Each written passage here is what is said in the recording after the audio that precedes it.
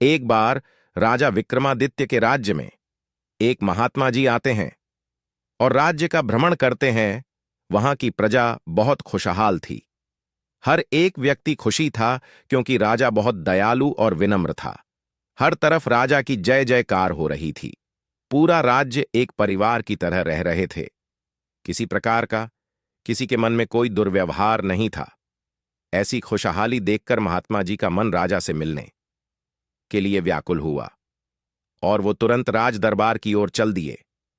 कुछ देर बाद राजा के दरबार में महात्मा जी पहुंच जाते हैं। महात्मा जी का राज दरबार में स्वागत किया जाता है। शाम होती है, खाना खाने का समय आता है। महात्मा जी राजा से बोले, हे राजन, आप तो राजा हो, हमें भोजन में इस संसार की सबसे मीठी से मीठी वस्तुएं परोसी जाएं। थाली लाई जाती है, अनेक प्रकार के मेवा मिष्ठान रखे जाते हैं और एक प्लेट में कपड़े से ढकी हुई किसी जानवर की जीभ रखी जाती है। महात्मा जी खाना खाने लगते हैं। थाली का खाना खाने के बाद प्लेट उठाते हैं और प्लेट का कपड़ा हटाते हैं। जैसे ही कपड़ा हटाते हैं, महात्मा जी किसी जानवर की जीभ देखकर बहुत आश्चर्यचकित हो जाते हैं। फिर उस प्लेट को कपड़े से बंद कर देते हैं और सोने के लिए चले जाते हैं, लेकिन रात भर सोचते रहते हैं। सुबह होती है, महात्मा जी फिर राज्य भ्रमण के लिए निकल जाते हैं और फिर शाम को वापस राजमहल में आ जाते हैं। फिर खाना खाने का टाइम होता है। इस बार महात्मा जी बोले, हे राजन, हमें भोजन में आज इस संसार की सबसे कड़वी से कड़वी वस्तुएं दी जाए।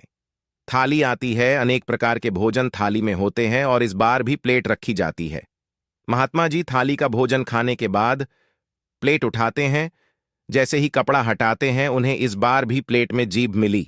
फिर महात्मा जी प्लेट को कपड़े से ढक देते हैं और सोने के लिए चले जाते हैं। सुबह होती है। महात्मा जी राजा से बोले, हे राजन, हमें जाने के लिए अनुमति दी जाए। राजा विक्रमादित्य उन्हें छोड़ने के लिए दरबार से बाहर आते हैं। तब महात्मा जी बोले, हे राजन, हमें जब आपसे भोजन में संसार की सबसे मीठी से मीठी वस्तु मांगी तब अपने किसी जानवर की जीभ दी, और जब हमने इस संसार की सबसे कड़वी सी कड़वी वस्तु मांगी तब भी अपने जीभ दी। कृपया हे राजन, इसका अर्थ हमें बताइए। तब राजा बोले, महात्मा जी, हमारी जीभ ही इस संसार की सबसे मीठी वस्तु है। हमारी जीभ से निकले हुए हर शब्द दुश्मन को भी अपना बना देते हैं, और हमारी जीभ ही इस संसार की सबसे कड़वी वस्तु है, जिससे निकले हुए शब्दों से अपने भी पराये हो जाते हैं। इस जीभ से ही निकले हुए शब्दों से एक हंसता मुस्कुराता परिवार बिखर जाता है। हमें हर पल विनम्र रहना चाहिए। हमारी जीभ से हर पल मीठे शब्द निकलने चाहिए। अपने वचन से और अपने व्यवहार से अपने परिवार में और अपने समाज से बदलाव लाए। कभी कभी ऐसा होता है, हमारी गलती न होने पर भी हमें गलत समझा जाता है।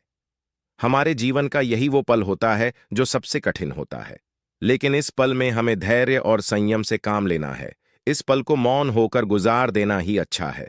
आपका व्यवहार आपके परिवार और आपके समाज के प्रति ऐसा हो कि लोग आपके जैसा बनना चाहें। विनम्र रहे, हमेशा मधुर बोले, हर पल अपनी वाणी और अपने कर्म के द्वारा अपने परिवार को खुश रखे और बिखरने से बचाए। उंगली पकड़कर चलना सिखाया है जिसने, हर पल गिरे आप, हर पल उठाया है जिसने, खुद भूखे रखकर हर चीज खिलाया है जिसने, अपने हर गम छुपाकर आपको हर पल मुस्कुराया है जिसने, हर पल सुख दुख में साथ निभाया है जिसने, उस मां, उस पिता, उस बहन, उस भाई को अपने वाणी, अपने कर्म के द्वारा कभी कष्ट न दे। हर पल खुश रहे, अपने परिवार को खुश रखे। आप ही वो व्यक्ति हो जो अपने परिवार को बिखरने से बचा सकते हो।